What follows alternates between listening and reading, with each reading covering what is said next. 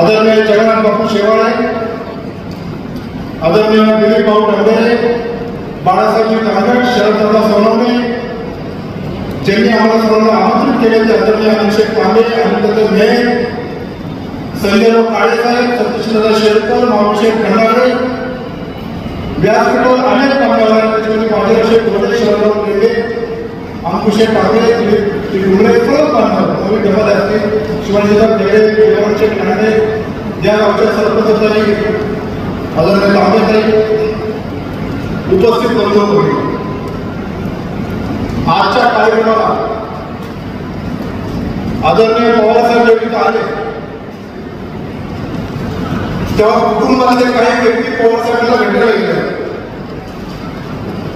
आणि भेटायला गेल्यानंतर आम्ही झामरशेठ तांबे यांच्या नावावर एक पुस्तक लिहितोय, पुस्तक तयार केलेलं आहे. विलासरांच्या जीवनपटावर एक पुस्तक तयार केलेलं आहे. तुमचा अभिप्राय आमच्या त्या पुस्तकामध्ये आम्हाला लिहायचा आहे, त्याच्यासाठी आम्ही तुमच्याकडे आलेलो आहे. निश्चित प्रकारे आवडेल आणि हे जे प्रेम आदरणीय साहेबांचं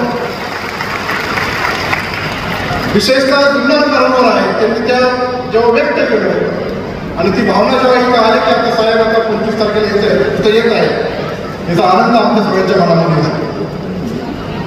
मी आवर्जून उल्लेख करू इच्छितो की झामरशेठ तांबे यांनी जे दुष्काळामध्ये आपल्या तालुक्यात काम केलं 62च्या दरम्यान, त्यांच्याबरोबर ओतूर आणि पंचवटीतले अनेक लोक त्यांच्याबरोबर त्यांनी काम केलेलं आहे.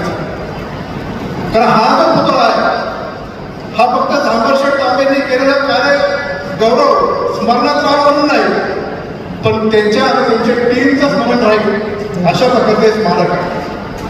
त्यामध्ये भाऊसाहेब डुमरे, वसंतदादा डुमरे, दाना पाटील डुमरे, सोन्या बापू डुमरे, आदरणीय गवांडे बाबा, मास्तर बाबा मुले, बबन सर डुमरे, दत्तोबा थोरात, मोतीराम पानसरे, शंकरराव रामचंद्र तांबे, गणपत रखमाजी तांबे, गंगाराम गोरे, रतनलाल वखारिया, मणिलाल गोरा या सर्वांचं स्मरण केल्याशिवाय हा कार्यक्रम पूर्ण होणार नाही.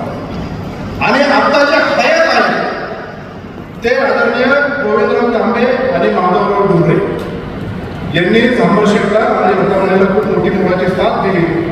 तेव्हा संपूर्ण तालुक्यामध्ये झामरशेठ त्यावेळेस काम बसले. जशी ही कपडकेश्वरची भूमी आहे, चैतन्य महाराज ज्यांनी रामकृष्ण हरीचा मंत्र दिला त्यांची भूमी आहे, तशी ही सत्य शोधकाचं बीज जे महात्मा फुले आणि सावित्रीबाईंनी रोवलं या सत्यशोधकाच्या विचारांची उगम असलेली भूमी आहे.